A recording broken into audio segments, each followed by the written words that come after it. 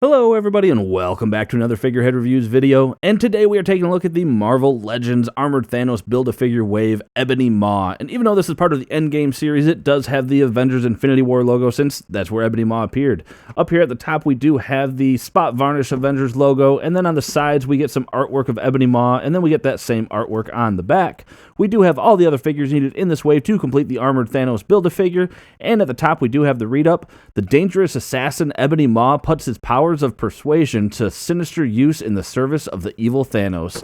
And down here at the bottom we do have the UPC code, so you can check with your local retailer to see if they have this in stock. But enough about that, let's get this open and take a look at Ebony Maw.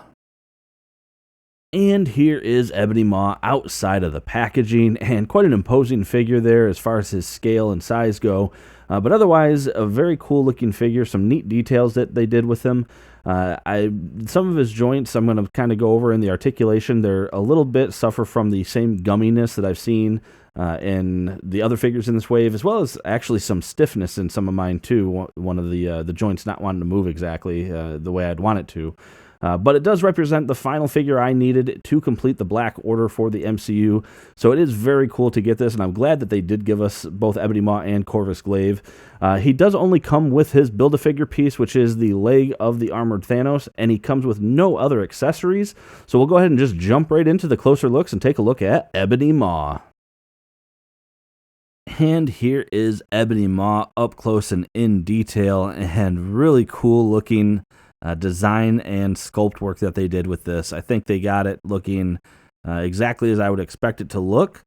Very, very faithful to the MCU version, in my opinion.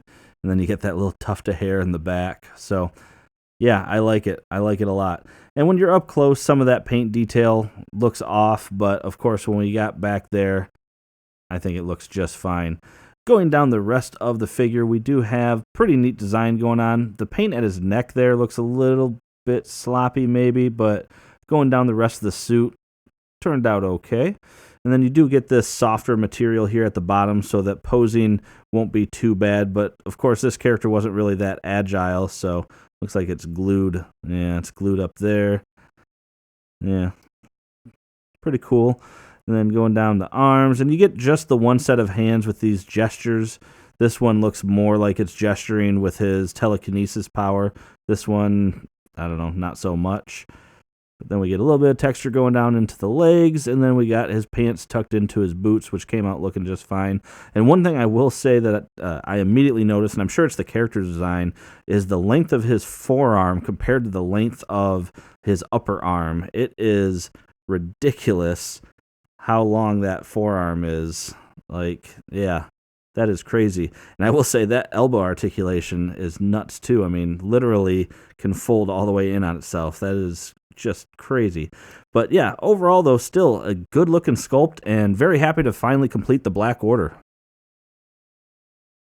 And taking a look at the scale here on Ebony Maw, we can see he's coming in at just about 7.5 inches tall, so he is on the larger side of things. We have a head that can go full rotation.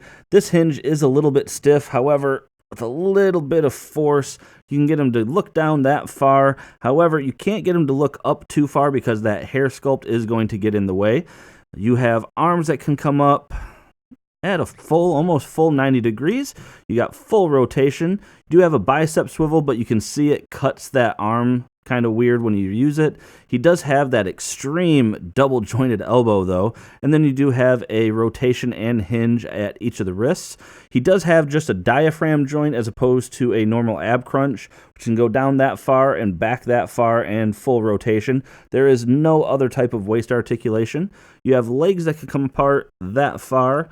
Can kick forward, nope, not really very far at all. Kick backward, not really far at all either. There is an upper thigh cut, double jointed knees, but I will say, similar to the Ronin figure, I had a hard time with the top hinge on each of the knee. They're just a little bit stiff, but they do move okay. There is no boot cut, but you do have a hinge and ankle pivot. And of course, this review would not be complete without showing the entire Black Order finally put together now that I have both Corvus Glaive and Ebony Maw. And then, of course, in the back we have Cull Obsidian and then Proxima Midnight. And this is just awesome looking. I'm really glad to get all four of these. Just very cool and completes that Infinity War set. And finally, here is the entire wave standing next to each other. We have Nighthawk, Living Laser, Captain America, Ebony Maw, the Armored Thanos Build-A-Figure, Hercules, Ronin, and Citizen V. And this is actually a pretty big-looking group here when you get them all side by side, but all in all, not too bad of a wave. And that about does it for this review, everyone. And overall, I think we're all very excited to finally complete our Black Order MCU versions, if assuming this was the last figure that some of us got, like myself. But, you know, the more I got to messing around with them, I still think it's a great design, great sculpt, and great paint applications.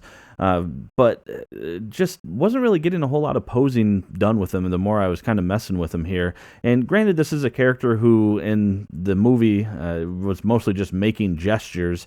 Maybe some extra accessories, or at least maybe an extra hand for his right hand, other than just that slightly open, maybe a different gesture with that hand as well. Might have opened up some different opportunities, I guess, but this is going to be a character that's mostly going to be probably standing about like he is right now in most shelves, just because that's what he did in the movie. But anyway, I do think it's a cool figure. But as I said, that is it for the review, guys. So if you like this review, please hit that like button, subscribe for more content just like this, and aside from that, thanks for watching my video, and have a great day.